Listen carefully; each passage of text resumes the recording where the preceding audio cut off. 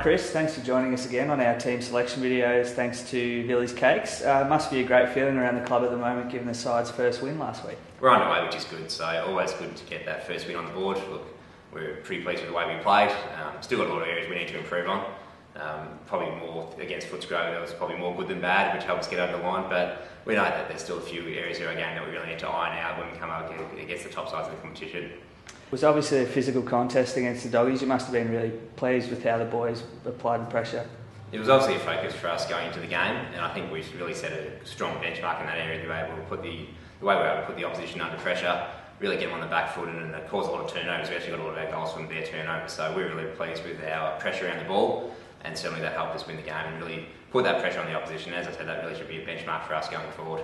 And another massive test this week, against another standalone AFL club in Richmond. You must be looking forward to that challenge.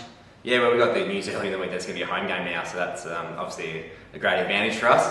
We were obviously be playing at Punraway, which would have been a really good spectacle, but more than happy to be back at Williamstown, so another good chance for our supporters to come out. But look, Richmond had a really good win against Coburg.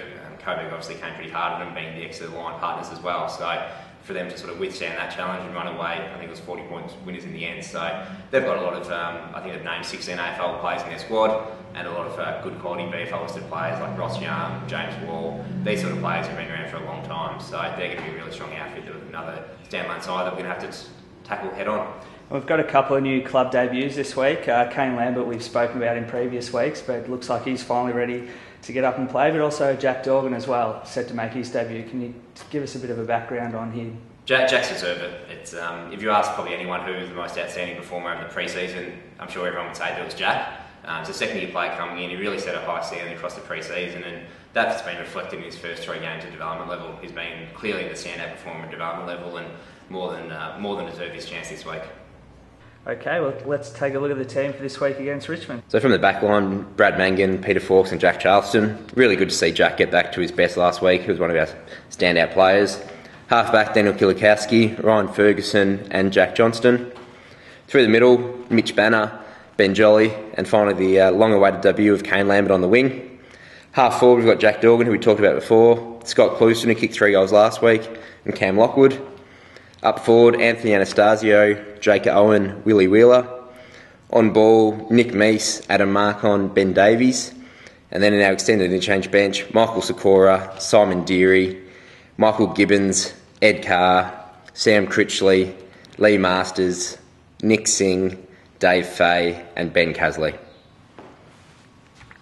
Now, as you mentioned before, the game's been changed to our home game at Burbank Oval, and the development side's also playing at Burbank Oval. Can you tell us what time those games are kicking off? Yeah, so a couple of different start times this week. So obviously we just tried to fit in with Sandringham, who are playing their seniors up in Ballarat, so just give them the time to get up there. So our development side's kicking off at 9:20 in the morning, so a bit of an early start for them, and then the seniors at 12:15. So once again, it's really good for us to get both teams down at Williamstown, so another really good chance for our supporters to come out there and cheer the boys on. We're absolutely rapt with the turnout that we got last Sunday against the Bulldogs, and really hoping over the Easter weekend we can get a lot of people down there with no local football around in the area as well. Well, thanks very much for joining us, Chris, and best of luck for both the games this weekend. Cheers, thank you.